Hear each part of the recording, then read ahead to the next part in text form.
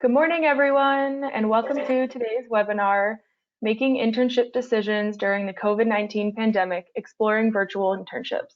Before we get started, I would like to take a moment to go over a few housekeeping items. My name is Taylor, and I am your webinar organizer for today. We want to make sure today's presentation is extremely valuable for you, so we ask that you submit all questions by clicking on the question button in the control panel and typing your question there. Please note, if you have a question specifically directed at a speaker, please identify them when you ask your question.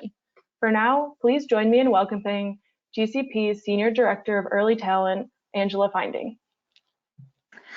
Thank you, Taylor. Thank you, everyone, for joining us today. So before we get started, just want to set the stage for the discussion. We are all here today because we know that summer internships are going to look and feel a lot differently this year. Fortunately, we have a lot of partners and local organizations who have successfully planned and/or implemented virtual internships and are willing to share their results, their planning challenges, their details, and best practices and more. Today's panelists will share how their organizations have participated in some form of virtual internships, how they have planned them, what they have learned along the way.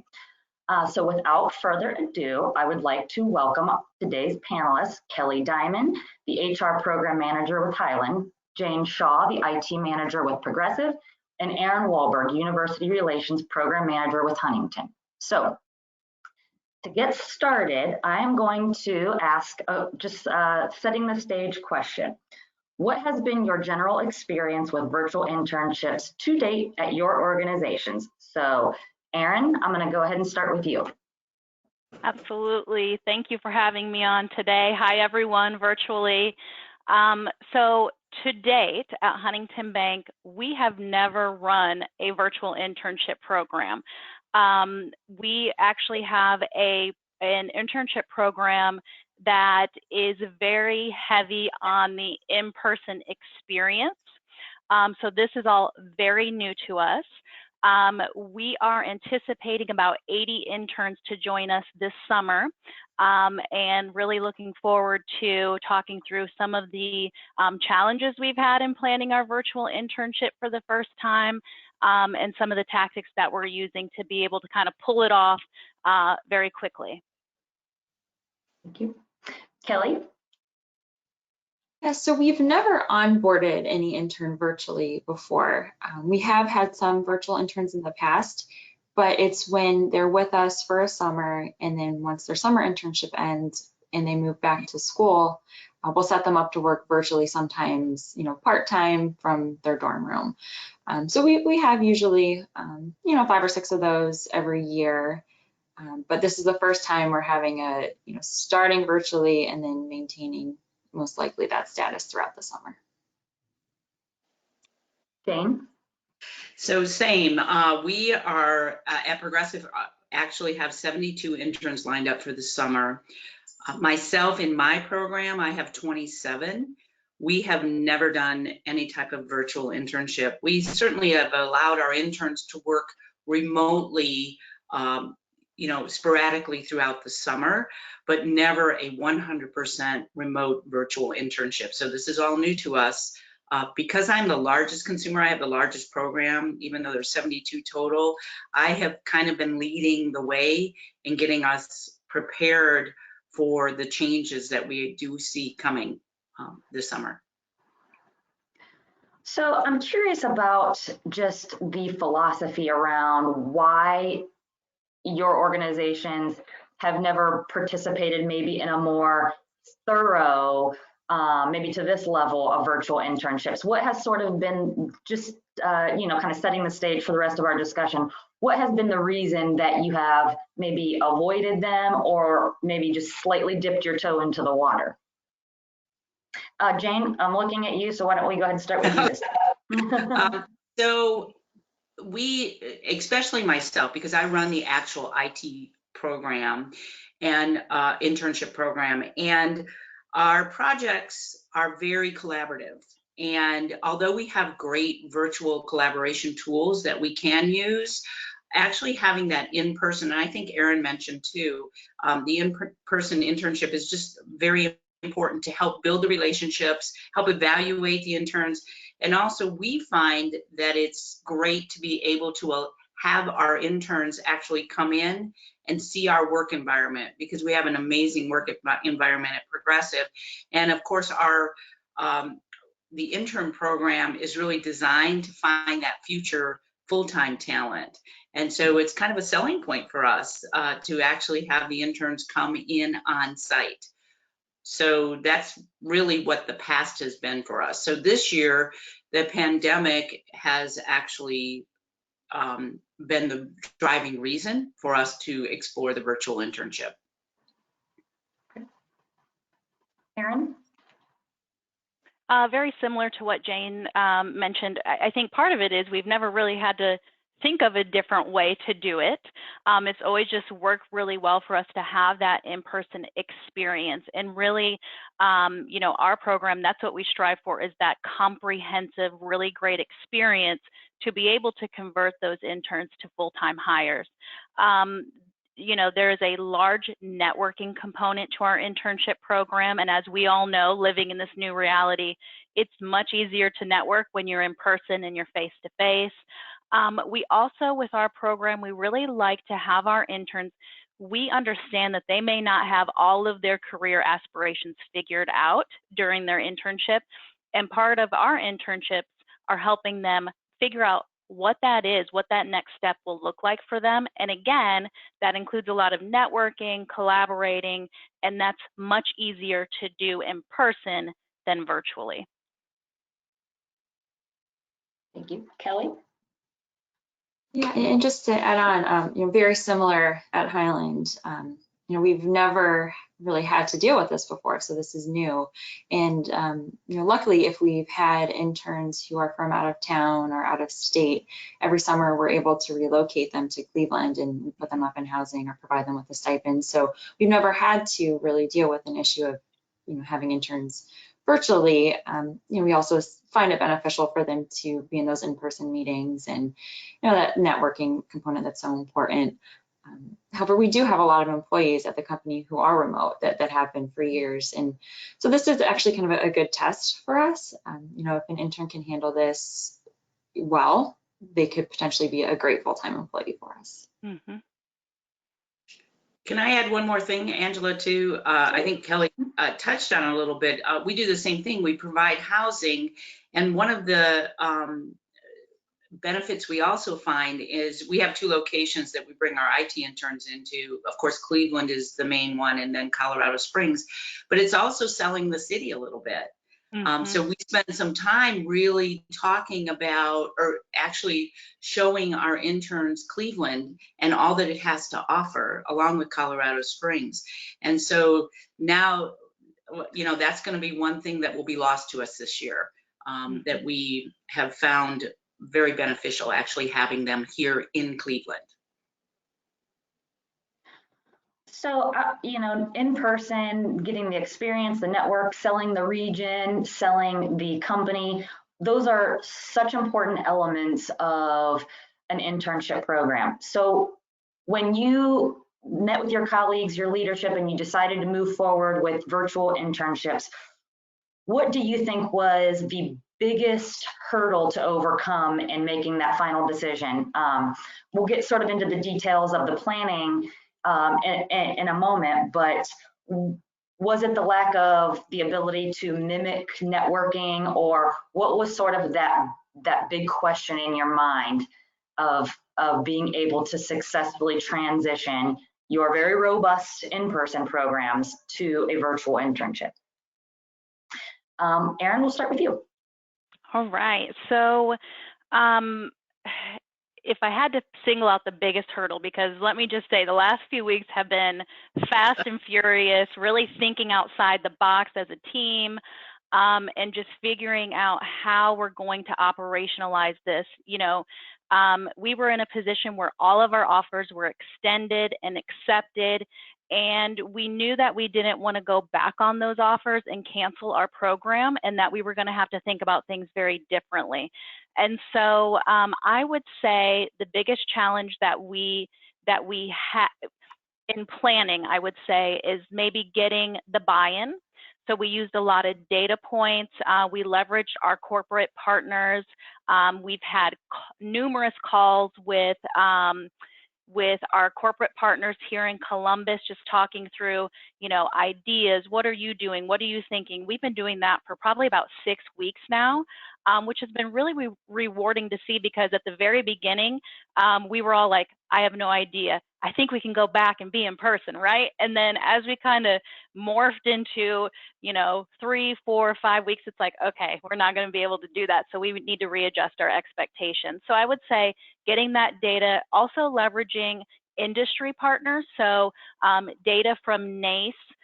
We've also been getting some really great data from a company called Ivy Research Council.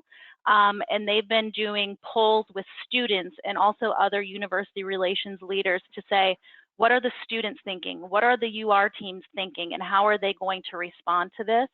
And then the other thing that we did is we called every single intern, and we had a conversation with them to talk through, it's not going to be what we said we would do during those initial phone screenings. It's going to look very different. And so getting that data and getting the buy-in from our leadership team was really the first hurdle that we kind of faced. And luckily we're past that point now. We have the buy-in, we can move forward with that, which brings up a whole new set of challenges, right? Right, exactly. Well, getting buy-in sometimes, even with a traditional quote unquote normal internship, is sometimes difficult. Right. So we know the moving pieces and parts are an extremely big issue that a lot of companies are currently facing. So what about for you, Kelly? Yeah, so first, just kind of keeping up with the daily changes. I feel like every week there's new updates and new decisions. We do have a little over 100 interns, most in our Westlake office, a couple throughout the country, and then about 11 in our India office. So a big piece is just the communication and keeping everyone up to date. So picking up the phone and calling all the interns, letting them know what's going on. Getting in touch with all the managers, making sure that they're on board. Some of them, at first were maybe a little uneasy about, having an intern remotely, especially if this is the first time they've ever had an intern. So just talking through this, making sure everyone's comfortable and aware of what's going on. And then a big piece is updating those offer letters, because everyone has their offer letter signed and they're kind of ready to go, but now changing some start dates, changing some hours, there's just a lot of manually having to make these changes, which is pretty time consuming. Also creating a whole new program. Yeah, it kind of starting over in a sense. And then the challenge of getting equipment to these 100 interns, working with our information systems department on that. And then one more is the housing situation. Those who are supposed to relocate to Cleveland, what's going on with that? So just kind of a lot of moving pieces at once and just keeping everything organized and on track. Jane? So it sounds like I've been doing the very same thing that Kelly and Erin have been doing for the last few weeks. We've all been living in the same world, right? Very, very similar. I think immediately our decision was very easy to make. We're going to do this. We're going to figure out a way to make it work, because we want to honor the commitment that we made, because like Erin, and I'm sure like Kelly too, all of our offers had been out and accepted before all of this hit. So we want that decision was easy.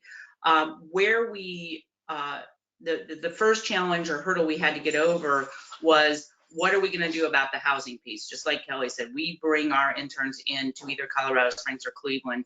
Should we? And so it was so early on, we weren't sure how long the pandemic was, the kind of state shelter in place orders were going to be in place. And so did we want to bring these students into Cleveland and then have them have to work remotely from the housing that we were providing? And so that there was just a lot of meetings and discussion about and brainstorming about how are we going to make this work, and then also or what are we going to do about the housing piece, right?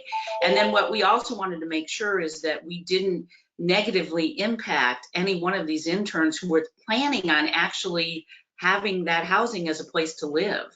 So we made sure that we kept all of them whole, and also same, chatted with them, talked with them, made sure that they had a place where they could actually work remotely. Did they have the Wi-Fi capabilities? Were they going to be able to make it work? But that housing piece and what were we going to do about that, because it was very early on, I think that was the biggest challenge. Once we made that decision, then it was, okay, now let's figure out how to make this work. Mm-hmm. So we've covered sort of the historical context, the plan before the plan, the hurdles, you got your buy-in. A lot of folks really want to know about the mechanics of planning a virtual internship program. So can you walk us through how your individual company started the planning? Like I said, you've got your buy-in already, you're already know your challenges you have to. What is your timeline? How do you work internally with your colleagues who will be supervising virtual interns? What other departments did you have to include? And how have you communicated to your actual interns? So I'll remind you if you need me to remind you of the question, but basically mechanics of how-to for your plan. Let's start with Jane. Let's start with you again. Okay, so first of all, what I did was just took the regular intern plan, like what I do every year, and walked through that and would ask the question, is it going to be different now because of this or not? Some things are going to stay the same. You know, the way I assign the interns to their project teams, the fact that we have a strong mentoring program. So I really had to look at what is actually going to be impacted by this, and what do we need to make sure we provide the interns to set them up for success. So it's getting the equipment ordered. We actually created training for the interns that we will deliver to them on the first day or two about what are our expectations about them working remotely, because working remotely is very different than studying remotely. They've had a lot of experience at that now for the last month or two, but it's still different. So making sure that we have the expectations for them clearly lined, detailed out, and then we are going to present those to them so that they're clear. Also making sure that our mentors and our managers who are going to be receiving these interns understand that it's going to be a little bit heavier lift for them and what we expect from them, and offering them support. Is this going to work for you? How can we help you? Really just kind of looking at my program as it stood previously, and how am I going to make sure that it works remotely. The other thing too was, what can we do from a, and I keep going back to this, like our environment and Cleveland. And so we are already putting together some virtual tours of our environment along with Cleveland. So we may see if we can find some virtual tours of the Rock Hall and the theater district to try to get them exposed to what we have here as well. Follow-up question quickly before we go to our other two panelists.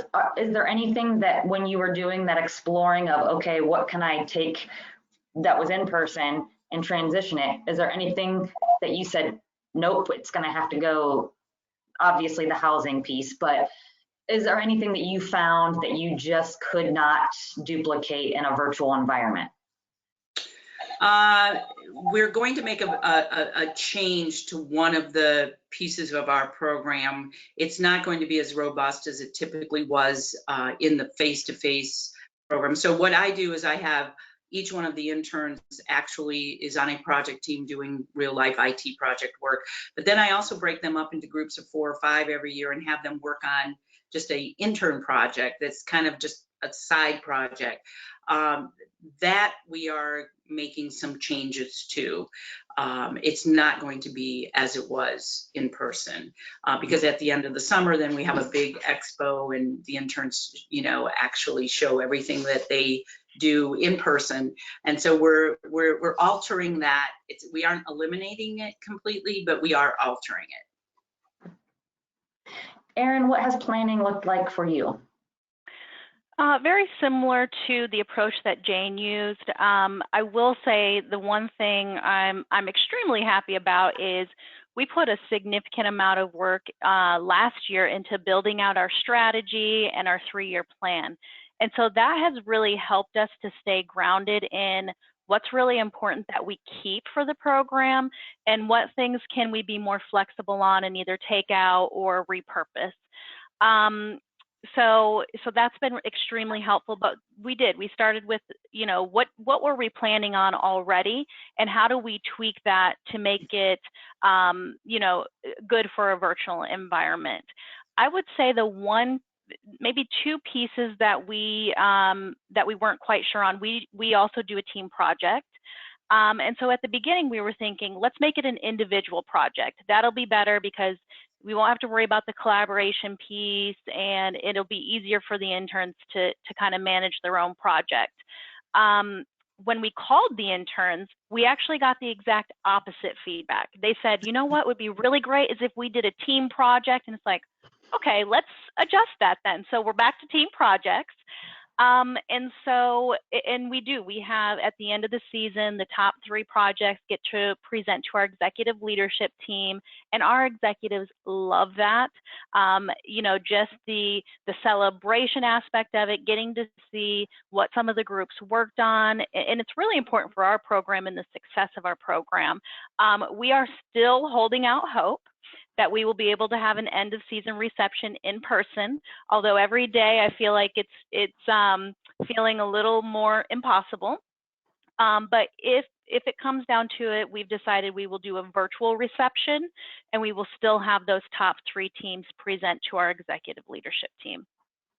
That's great. Kelly, planning for Highland. Yeah, so I did the exact same thing of basically looking at my to-do list of what I need to do to implement an on-site internship program. I think the biggest piece is what's different is that first day of the virtual onboarding and their orientation. So making sure that they can log in, they can set their password, they can connect our systems. What introductions and icebreakers is going to look like. Introducing our systems, and then also a big piece that is new is I'm adding a lot of resources for them on how to work remotely, tips on team meetings remotely. So putting together this whole list of resources that they can do as part of their training. And then just with our managers, I've done this every year and it's really important this year is having pre-internship meetings with all the managers. So making sure they know what's going on for before the intern gets here, on their first day, throughout the summer. We have mentors as well, so really using these mentors as another person that they can touch base with them daily, in addition to their manager. And then the summer programming. We have a pretty robust summer program where there's lunch and learns and speakers and socials. So trying to maintain that, obviously it'll look different. Hopefully still every week having some type of program they can log into just to maintain that part of our internship. I do have one thing to add to that that is really important to us, and it's the networking piece. That is, I think in all of our pre-planning, that was the piece that we were most concerned about and worried about really pulling it off. Just because we are very heavy on that in person. Our program is typically 2-3 days in Columbus. They're all together. We're having fun evening events. They're meeting tons of leaders, and obviously we can't do that. So one tactic that we are using that's new for this summer is we are putting together, we just got Microsoft Teams at Huntington, and so we're going to have a Microsoft Teams page where we can, the interns can really interact with each other. We're going to do virtual challenges, and so we've come up with a few virtual challenges where we'll have prizes for that. We'll put some videos on there, so instead of having the leaders come to them, we're going to have them take some iPhone videos and send it to us, and we'll upload that to the page. So still trying to keep it social, but again, it's just going to look very different than what it has in the past. Well, and I'm going to ask each of you to dig a little deeper into some of those in a moment, but Yeah. let's talk about onboarding. That is of particular interest to many companies who are considering transitioning to virtual internships. What does onboarding look like for you, or will look like for you if you haven't done it yet, in the virtual environment? Kelly, let's start with you this time. Sure. So ahead of time, so we use Zoom, and we will send to the intern's personal email address a Zoom invite. So from 9 o'clock to 10 o'clock, they'll connect, and we'll have IS, our information systems team, there to help them log in for the first time, get connected to our network, make sure everything looks good on it. Second part is some type of an icebreaker introduction. I'm working with some people on my team to make this fun and still engaging. We do have 2 start dates. One is May 18th and then June 1st. So the group will be divided a little bit there. From there, I have a kind of a things you need to know presentation that I go over, and then I'll click through our HR portal and other hub is what we call it, just different things that they'll need to do. There's a checklist to make sure that they're set up for payroll and all of that stuff. And then giving them some time to go through this training and systems on their own. So making sure that the managers know, okay, within the first week that they need to get these items complete, make sure you give them time to work on that. So it definitely looks different. I know for normal orientation, it's about a day and a half with the lunch and tons of different speakers. Maybe instead of having some of those speakers on the first day, spreading them out throughout the summer, just so it's not overwhelming on their first day. And did you say how long the virtual onboarding will be for you guys this time? So it'll probably be about a half day, maybe a little longer, is what I'm planning for. Okay. Jane, what about for you? Very similar, same. The first order of business is getting everybody logged into the system. We did walk through our instructions to kind of look at it through the lens of a brand new employee, to ensure that everything is really clear. We'll see. We're gonna test it out and we'll find out. But yeah, so the first order of business is getting them into the system, and then very similar to what Kelly's doing, we'll do some. We'll have a Microsoft Teams meeting, introductions, start getting them comfortable with that collaboration tool, and then providing them with the expectations like I talked about before. First of all, just kind of the expectations of the internship. And then the other real important piece that we're doing that's going to be a little bit labor intensive, but we are actually going to do virtual introductions for each one of the interns with their mentor and their manager. And so I have a team of people who will be helping me work through that. But we feel like that's really important to get them connected virtually and have someone there to kind of moderate that introduction to ensure it goes smoothly, that everybody gets eyes on each other. And the other piece too is really making sure that our internal folks that are going to be helping our interns understand your camera needs to be on. You got to make sure that you make those connections. We get it that, I was in a meeting this morning at 7:30. I did not turn my camera on, and I'm sure everybody in that meeting appreciated it, right? But but going forward, like really setting expectations internally too. Like, you guys got to make sure that you have your cameras on so that you can start making that personal connection that way as well. So that's kind of day one, and then day two, we'll loop back around, make sure everybody's feeling comfortable, make sure they all have everything they need to be successful. And that's when we're going to deliver that. Here's what we expect from you as here's how we expect you to work remotely. And so we'll deliver that training to them and kind of send them on their way. I intend on having touch points with all 27 of my interns daily for the first week, even if it's just a quick instant message. Hey, how you doing? What can I do for you? I feel like that will give me a pulse point on how things are going as well. That's great. Erin, how about for you? So for onboarding for us, we're taking a little bit different approach, I would say. So we are shipping their equipment about 2 weeks in advance of the internship program with instructions on how to get online, how to download the software that's needed, that kind of thing.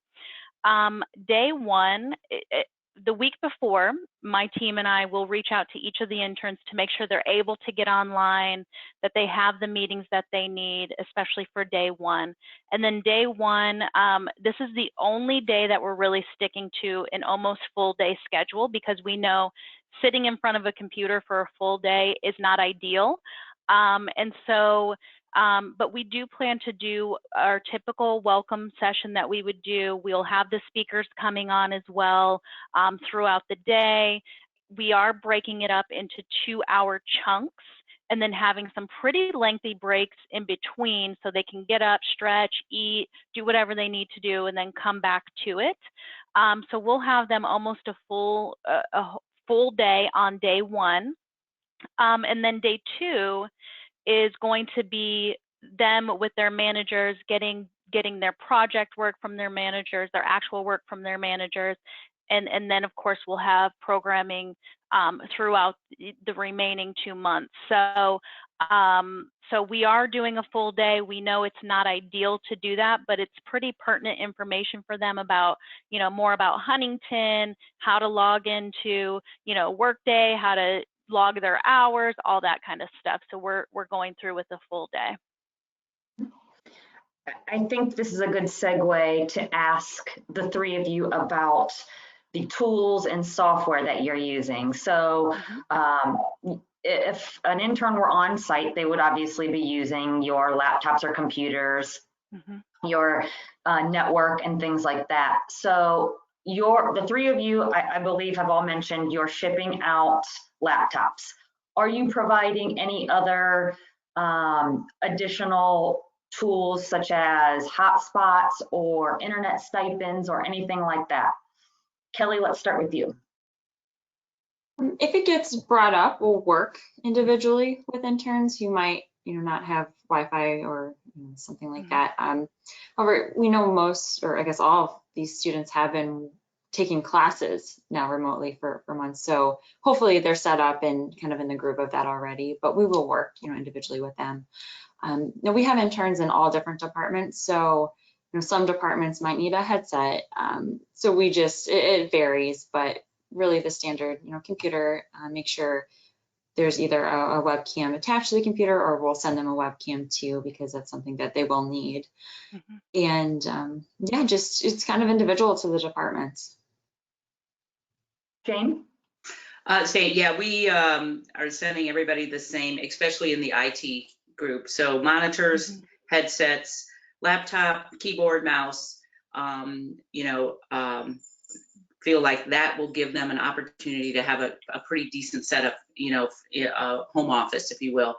And then we are offering a stipend to assist with any additional needs that they may have, be it Wi-Fi, or maybe they want to purchase a small little desk or something like that. So that was the decision we made to try to help them out. Erin? So same laptops with the webcams. We'll be sending all of them headsets. And then the only thing different that we're doing is we will be providing them with what we call an IP phone, which essentially is a work phone that's on their computer. So that way they don't have to use their cell phone for their calls and that kind of thing. I hadn't heard of that. I'm going to write that down. It's a good idea. So you've obviously had to work very closely with your IT departments to ensure all of this happens. What has that process been like for you? Has it been pretty standard than internship programs of the past, or how has that relationship with your IT department evolved in ensuring that you have all of the right equipment lined up to send out to the interns? Erin, let's start with you. So we have a really great partnership with our IT team, thank goodness. But in years past, we have not done laptops. We've done what we call VDI devices, which are on your desktop. They allow you to get to the network, but it's not something you could take home or anything like that. So luckily, we got them early this year, and we said, hey, we think we're going to need laptops for all of our interns, and they were able to put some aside.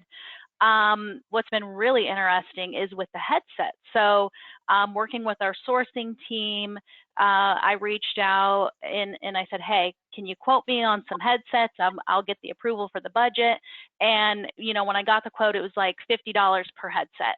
And then a week later, I came back, I said, okay, I got the approval, we're ready to go. And they're like, oh, it's $100 now.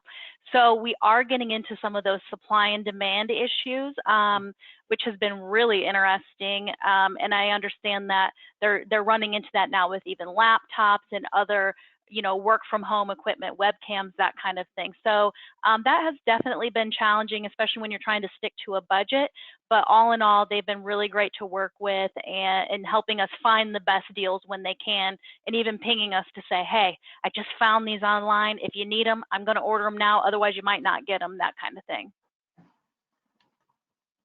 Jane? Yeah, the equipment that we are delivering to our interns is pretty much what they would have gotten if they would have been on site. The only difference is really making sure that we are partnering very closely with the IT area that does provide the equipment to ensure that they are shipping it to the right addresses, making sure that all of the appropriate equipment has been included in those shipments.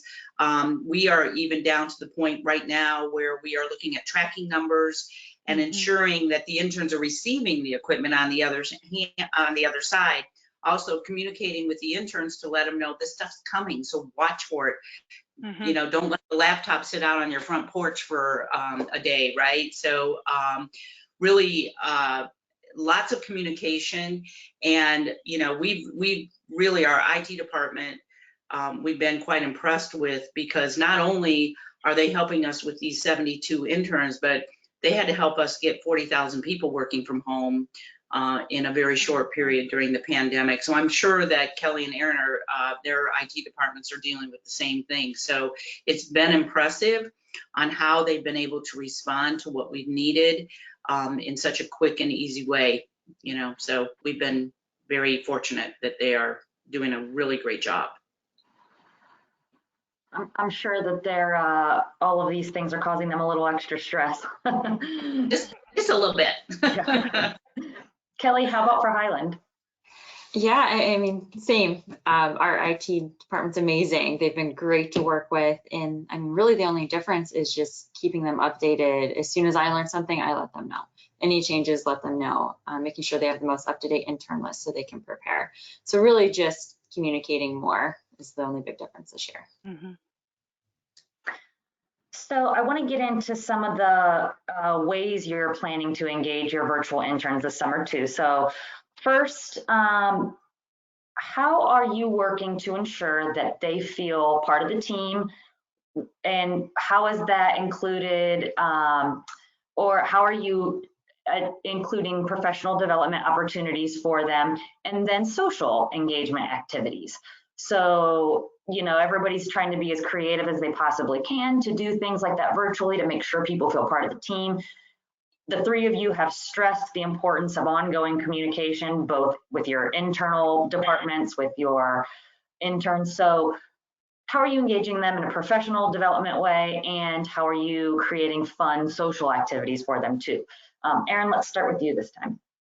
Yeah, so I mentioned the virtual challenges that we'll be doing via Microsoft Teams. While maybe a little cheesy, we're hoping that that gets some good, healthy competition going with the groups. Having that Microsoft Teams page, I think, will also help. In years past, what we've noticed is that the interns have kind of taken matters into their own hands and had, like, you know, this private texting group and that kind of thing. So we're hoping to maybe bring that to the forefront and having them using Huntington systems. We're also in the midst of rolling out Yammer at Huntington. And so I do think throughout the summer we'll be using that. It's very much a social platform. That's a professional social platform. And so I do see them, while I don't know that we will manage that as a team, I do see them really latching onto that and probably using it pretty heavily throughout the summer. As far as professional development goes, we're still carrying on with a lot of the things that we would have done in the past in person. So we have a Pathway to Success speaker series. We'll still do that. It'll just be virtually with our executives. Our interns have had the opportunity to interact with our executives in person several times throughout the summer, and we'll continue that. It'll, again, just be virtual setting.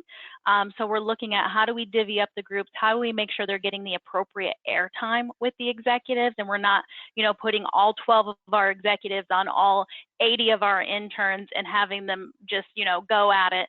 So we're looking at breaking them up into smaller groups and having it a more intimate setting virtually. Another thing that we're looking at doing, and I'm really interested to see kind of how this plays out, but we do a community service event, at least one big scale community service event every summer. And that's really important to us at Huntington. And so we're exploring ways that we can do that in a virtual setting. I do not know what the answer is yet. Our volunteerism manager assures us it can be done and there are plenty of things to do. So we're looking into that as well. One of the things that we do at the end of the summer during our end of season reception is we typically play a slideshow of all those events that we've had throughout the summer. And it really just kind of puts into perspective for those leaders that are there, you know, the 12 weeks, what used to be 12 weeks now is going to be 10 at Huntington. They go by so quickly and you have a tendency to forget all the fun things you've done. And so we're going to do the same thing, but we're going to use those virtual challenge pictures. We're going to leverage the pictures that they send in to us. So again, it's going to look very different, but I think it'll really sum up the summer in a real way for us, showing just how different it has been. Ellie? Yeah, so some of the programming that will be moving virtual for our lunch and learns, some of them a series from our recruiters, like tips from them, whether it's, you know, writing their resume, interviewing skills, professionalism. So we have a series for that. A presentation from our employee resource groups. You know, even if there's no in-person events, they can still maybe join their meetings and get involved that way. In the past, we've had sessions on presentation skills or mindfulness. So I'm still putting together what those will be. We also have had a speaker series, so where they can hear from executive leaders, where they kind of share their story and some tips for students, and then they can ask them questions. So we can still do that virtually. We like to do weekly lunches where we randomly pair interns from different departments together and say, okay, bring your lunch and eat together at this time. So I think we could still do that virtually though. And then I think I'm planning to use some of our campus ambassadors who are more like our leaders. Basically, when they go back to school in the fall, they serve as mini recruiters for us and they help us with recruitment efforts and connect to students. So they've been around for a while. I might tap on them to kind of help with this and see what they think would be fun ideas, utilizing them in that way. We also do end of summer presentations, so we'll continue to do those. And then any department specific events or company-wide events, we encourage interns to participate in that. So they're able to just as any other employee could. Jane? Pretty much, very much the same as Kelly and Erin. One of the questions you asked was keeping them engaged. And so I am going to rely on the mentors and the managers. in the areas where each intern is going to be placed, because we are working really hard to keep our project teams engaged as it is. So the intern is just going to be an additional person on that project team that will be part of the engagement strategy that we have going on now in this virtual world with our project teams. So I feel pretty good about that because we've had now a couple months of practice, right? So, and I think we're getting pretty good at it. We do have a Microsoft Teams team set up for the interns, so we'll be doing a lot of the same things that Erin was talking about. Myself, as the program manager for the IT interns, I like to interact with them a lot throughout the summer. So I'm already planning to use the whiteboard in Microsoft Teams and do a Pictionary game with the interns and pair them up, maybe in smaller groups, not all 27 at the same time, and do some virtual tours with them, have some fun in that respect, lunches, just those important touch points that I think help really add to the overall experience throughout the summer. Thank you. So we are getting close to time, and I want to make sure that we save enough time for Q&A. But before we kick it off to Q&A, what advice would you give to employers out there who are either still in the thick of the planning or still unsure which way they're going to go? What would be your advice to them? Let's start with you, Kelly.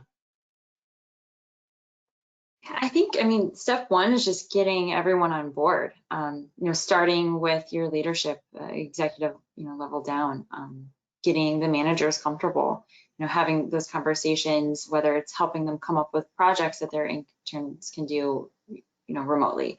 If it has to be more data entry or research type projects, just making it work. And then just sharing just how important the internship program is, to the company. And it's great that we can still maintain it and still have interns for, those future hires and to help them along their educational journey. Yeah, and I think just the communication piece is huge, keeping the interns up to date because they don't know, what's going on unless you tell them. So making sure that they're comfortable and they're set up too. Jane?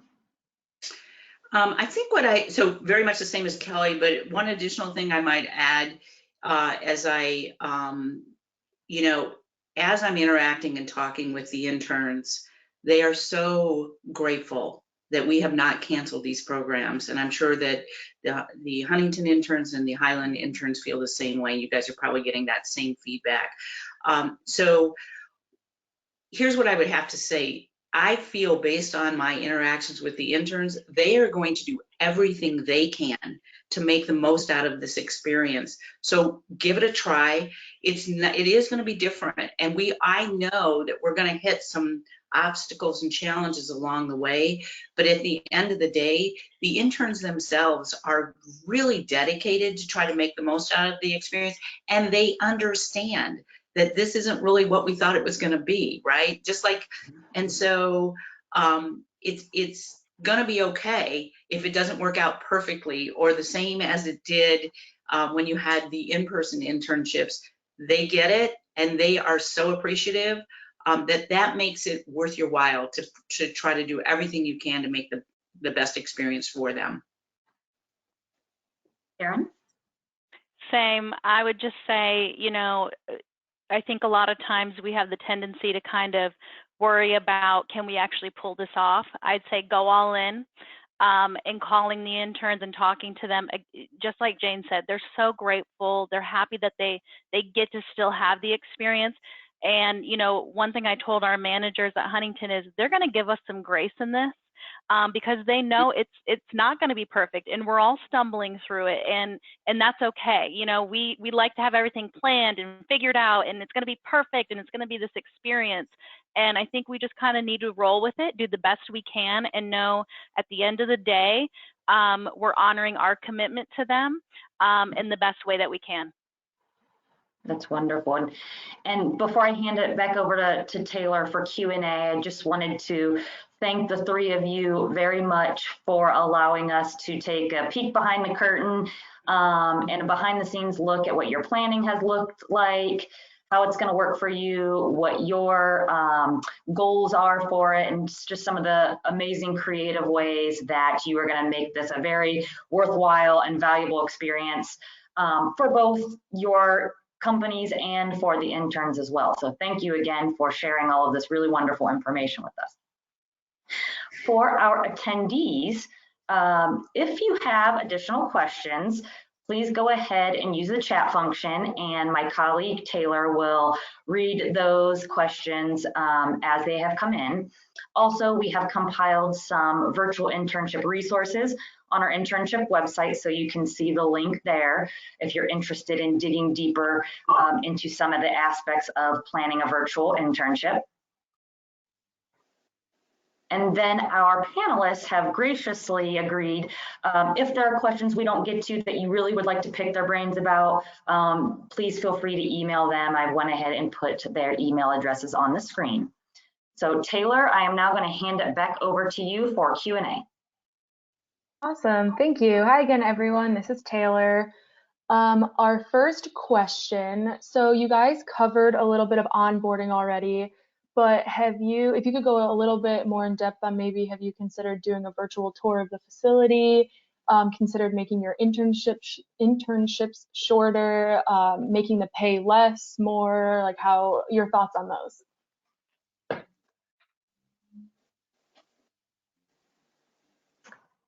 Feel free to jump right in. Sorry. So I'll take that. We are doing the same 12-week internship that we had planned on initially. Pay is staying the same.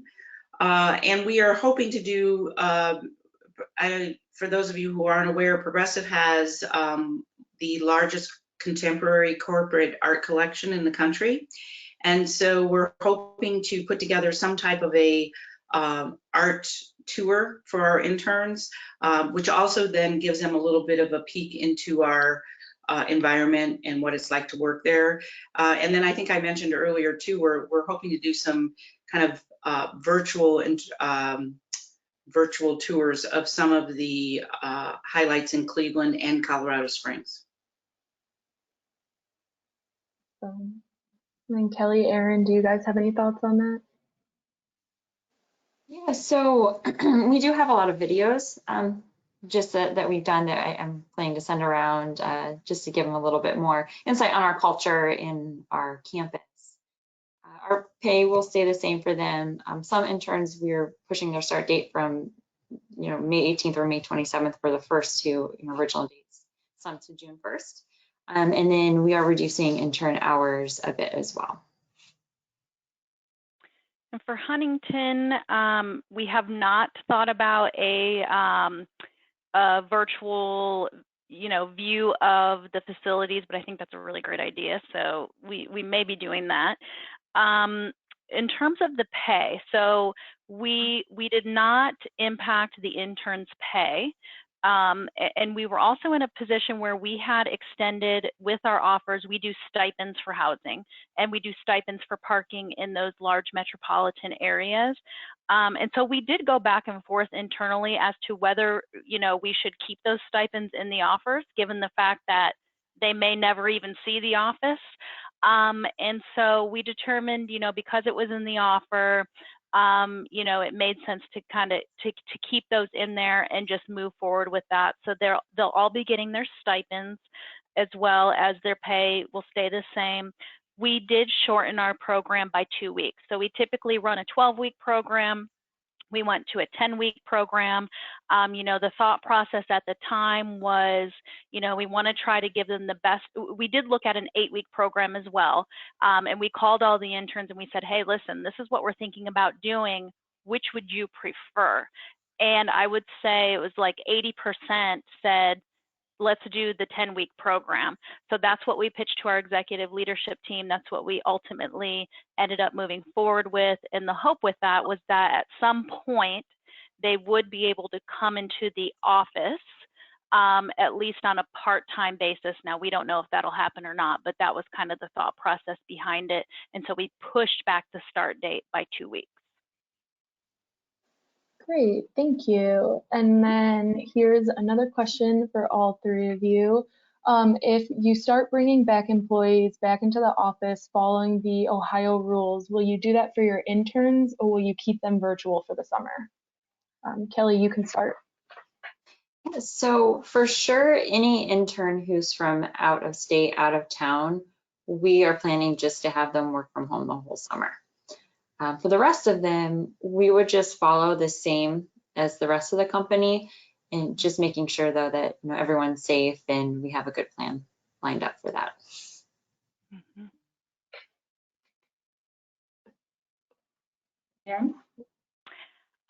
Same for those that are out of state, and especially those that, it's interesting. We had some interns who are local to either, Michigan or Ohio, who actually decided to go back to wherever their family is. So they're really out of our footprint now. We have one in Texas, we have one in New York, and we do anticipate they will be there the entire summer. For those that are local, if we can go back to work even on a part-time basis, and our hope is that they at least get to come into the office a couple of times on a part-time basis. So we are hopeful for that. I will say the way that we went with our decision for the virtual program, and we've been communicating this with our executives, our managers, our interns, is once we made that decision to go virtual with our program, no matter what happens, we're sticking with our program being virtual. So no matter what, except for maybe the end of season reception, which we're holding out for, everything will be virtual with our programming. If we're able to go into the office and they can do work in the office, we're fine with that, but we will stay virtual on our end. Jane?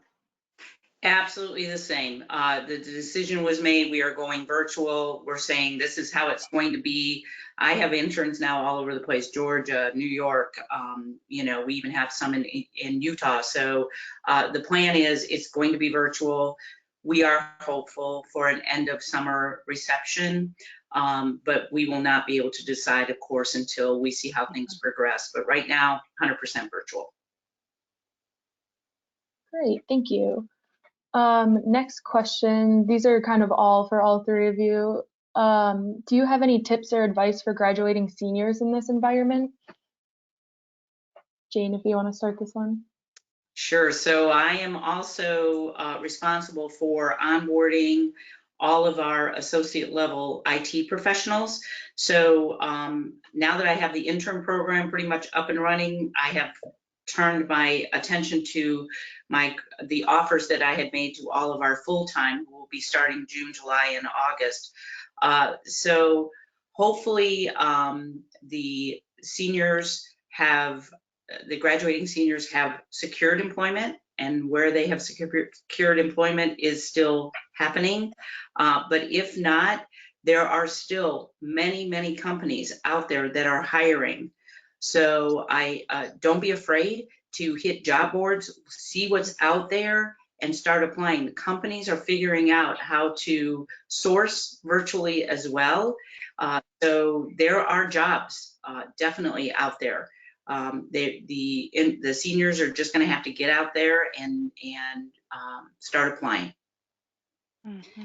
And to add on to that, I'm constantly having my contacts at colleges and universities reach out saying, how can they help? What's going on with your company? So having these students talk to career services, they're a great resource and might know of companies who could be a good fit for them who are still hiring.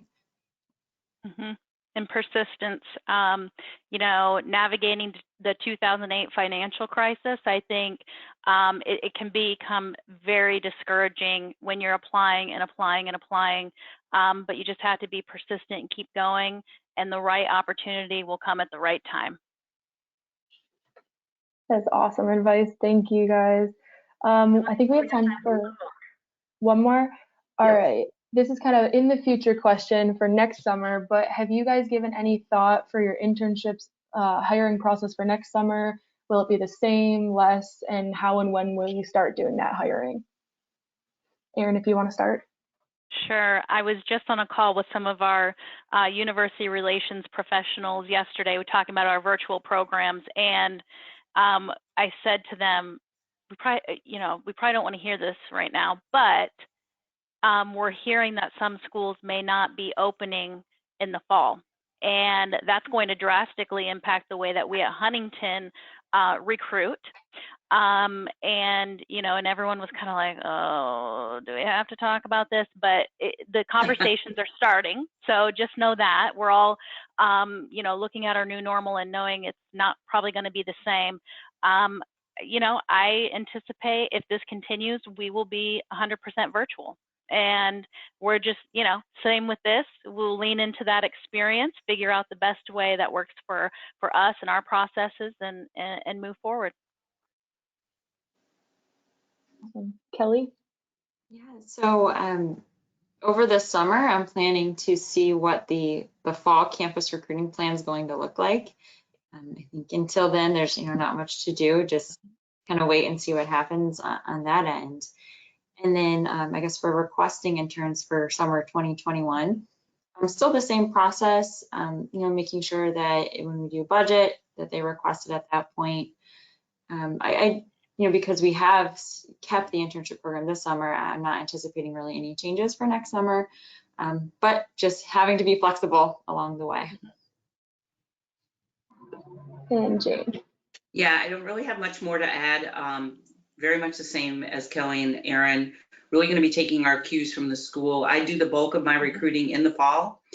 And so I'm hopeful that we can either virtualize that, just like we have the internship, and continue to find great talent out there, both for the intern program and for our full-time associate hires as well. Fabulous. Thank you so much. Angela, if there aren't any last comments, I can close out. Yes, thank you again to our three panelists very much. And we actually would love to follow up with you at the end of the summer just to get your take on how things went. But thank you again for being here with us today. Thanks for having us. Thank you so much. This concludes today's session today. We hope you found it very engaging and informative. And if you have any thoughts to share, please let us know. And thank you for joining. Bye-bye.